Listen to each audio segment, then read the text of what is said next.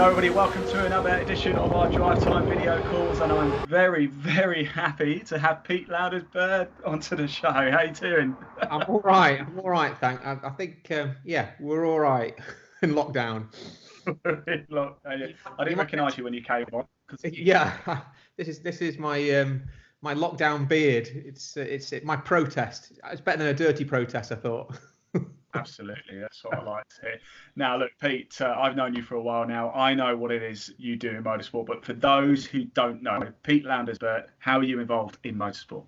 Okay, so basically, I run a company called Sports Alive, and Sports Alive do insurance. So on the motorsport side of things, it's on-track insurance for damage, injury. Off-track is just covering the cars, the fleet, etc., etc. And we also do a unique thing with performance bonuses where sponsors, drivers, teams can get involved and pay a premium. And if they get podiums or win races or win a championship, they get paid out the bonuses through basically an insurance policy. So pretty straightforward, although not many people, if any, are doing these performance bonuses in motorsport. So we're just trying to explain it to people in the easiest way possible. Sometimes people think it's too good to be true. It is actually a great product. No, I know you think I would say that, but I have to say, for people looking for something slightly different, it is actually quite unique, and actually it is as good. It is good enough to be true, so that's good. Yeah. So Pete, question: most people think insurance is kind of boring. Is it? Not from our perspective. The thing is, with Sports Live, I mean, I'll bore you with what Sports Live it's been around for about 20 years now. And although we can do traditional insurance, we have access to the Lloyd's market. So if we can do your normal sort of personal injury, your public liability, employees liability. What we tend to focus on is the more fun stuff. So yes, insurance probably per se is quite boring, but I'd like to think what we do is a bit more fun. So we've been doing things since 2001 when we set up things like halftime kicks at football matches for £1 million. We've been doing hole-in-one cover for both amateurs and professionals. We've been doing all sorts of like prediction challenges at horse racing, sport, where people try to predict the first so many over the line or the order of the finishing. So I like to think what we do is got a little bit more fun to it, and because people can do win stuff, we pay out when these things happen. It's not the boring. I'm not your sort of grey suit type insurance broker, should we say? I like to think. No, and I like that. You're not. You're not. So, Pete, let's get back to motorsport, shall we? What is it you love about motorsport the most? It's difficult, isn't it? I mean, I've been going to motorsport since I was, knee high to a grasshopper, and I just love, the buzz around the tracks. I love my cars anyway, so I'm really into cars. So and just going there and seeing cars that you can, things like the touring cars are great, isn't it? It's the car that you can aspire to have. Is racing around a track, and that sort of thing really appeals to me, and certainly the closeness of racing, things like maybe not F1 at the minute, but again back to touring cars, some of the club racing. It's just that real competitive nature, and especially if you've got an interest in some of the people that are driving, it's good fun to watch and to get involved with. And also, definitely, off the insurance side, the odd crash is quite good fun to watch as well, isn't it? So let's all be honest.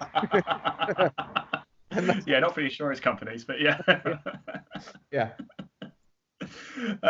So, Peter, you mentioned you've loved motorsport for a long time now, since you're a wee nipper. So, where's your favourite to go watch motorsport? Where do you think, okay, whenever I step to this track, I get sort of a bit of a knot in my stomach, Yeah, now probably a bit left field really, but Alton Park for me. I mean, that's where I used to go and watch races as a kid. So I love Alton Park. I've done some track days there as well. But I just remember going there with family. Sit on my favourite place to stand is on Knickerbrook, which is a corner where you can see them coming sort of down the hill from the start finish straight. You see them disappear off the distance. They come right in front of you, up the hill. And they disappear off up the hill, and that sitting on the hill there at Knickerbrook is probably my favourite place to be. Wow, fantastic! I've got to say that's great. So let's say we're at your favourite racetrack. There we are, you and me.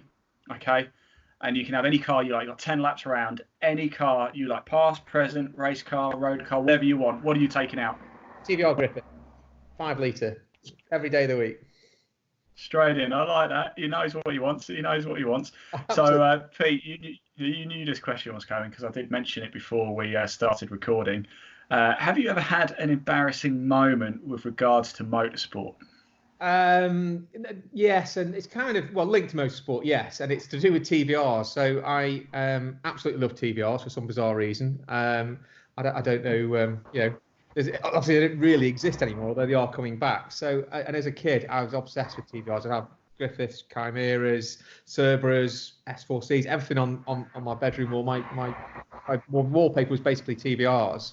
And I remember going to the motor show many years ago, and I was probably old enough to know better, but young enough to get away with it. And a chap named Peter Wheeler was there, who was Mr. TVR. He revived it and brought, started getting them to make their own engines and stuff.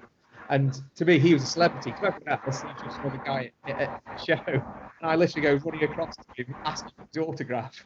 I think it's probably the first time anyone's ever done that to him. So he's there stood on the stand at the motor show, or it might even be Autosport, and there's some sort of teenage lad asking for his autograph. I think he's a bit taken for his autograph, but I think he thought I was a bit odd. See, I love stories like that. They're brilliant. I'm going to remind you all about TVRs now next time I see you. So you remember the old Cerberus then, won't you? And the Griffith and stuff like that. They were my sort of when I was a kid, they were the ones. They were the ones. Yeah, definitely. So right. Go. Pete, I will let you go in a minute. I appreciate your time today. I'm sure you've got plenty of stuff to be getting on with. But just if somebody wants to find out about Sports Alive, want to find out more, certainly about the performance-based package insurance-wise, how do they get in touch with you? So the website, sportsalive.co.uk or sportsalivemotorsport.com. That on the website's got all the contact details in terms of phone numbers and things, email addresses, and it gives a bit more information about all the risk taking that we can do and all the underwriting that we can do. And it's pretty broad, really. So, we find that a lot of people who come to us will have one thing and end up having a plateau of different of other things as well. Fantastic. So finally, Pete, one last question. I promise this is it. I promise this is the last one. If you were a biscuit, Pete, we've got a tally going on this. If you were a biscuit, what biscuit would you be and why? I'd like to be a jammy Dodger. That's at the top of the charts now. A few people have said that. Is it? Yeah. Well, I don't know. Right. Okay. Well, I'm obviously not very unique, but yeah, jammy Dodger for many reasons. But the main one is that. I like to think most of the time I tend to come up smelling of roses with every situation I tend to get myself into. So that's been left at me many a time about me being a jammy. So I'll take that. Fantastic, good man.